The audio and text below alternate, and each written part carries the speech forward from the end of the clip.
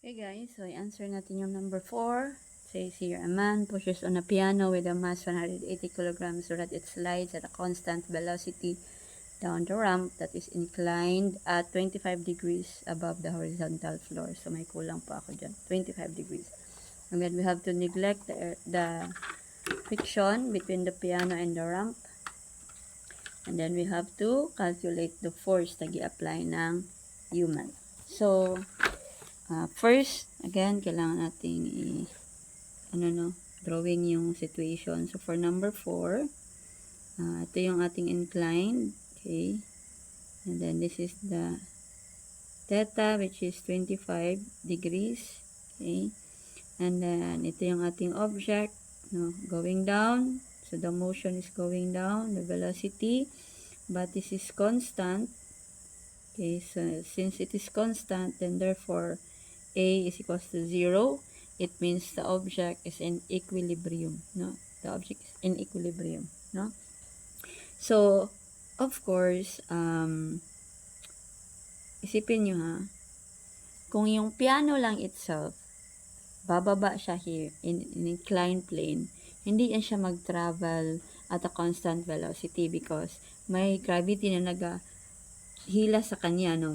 Although hindi yung buong gravity, hindi yung buong mass times gravity because we know that at along y, this is weight cosine 40, no? Portion of weight na ginahila siya pababa, okay? Straight, no? And then, meron ding weight sine 40 here, which is ginahila siya along the ramp, no? And then, we have here the normal end. Okay.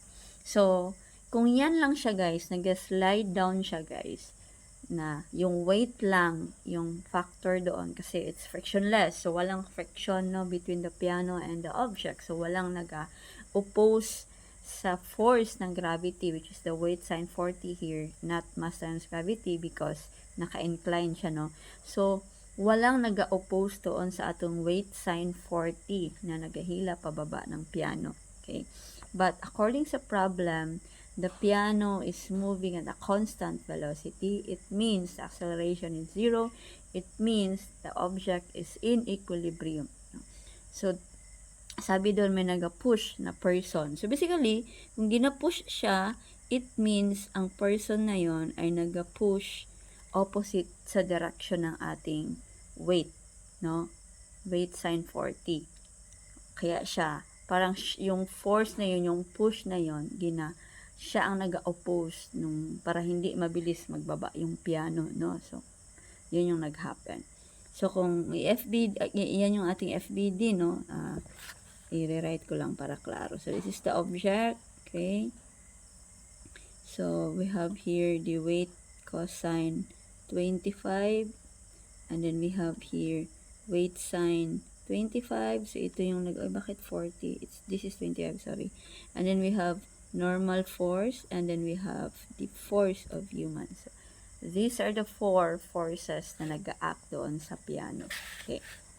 Now, ang target natin ay the F, no, which is this one. So, ano yung F natin?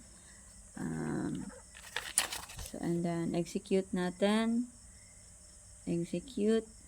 So again, the problem says that the motion or the object is moving at a constant velocity. It means the object is in equilibrium.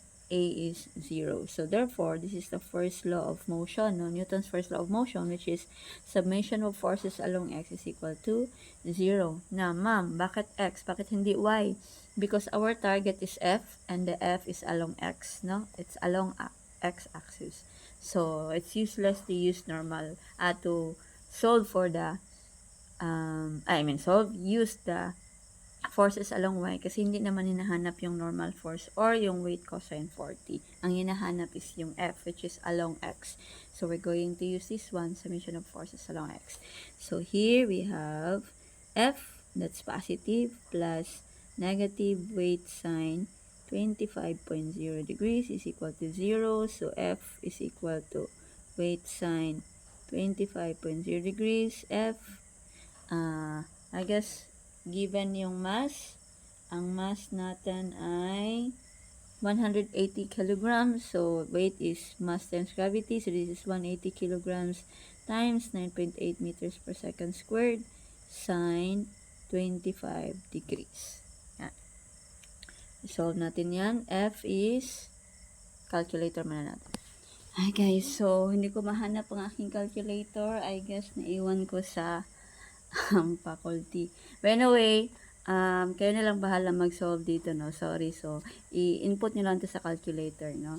Kaya hindi ko dala ang aking calculator and my cellphone ginagamit ko now, no? Diyan sa ating video, no? But anyways, so yan na yung answer. Whatever the answer is, that's the F already. That's for number 4, no? Okay, so yan yung number 4 natin.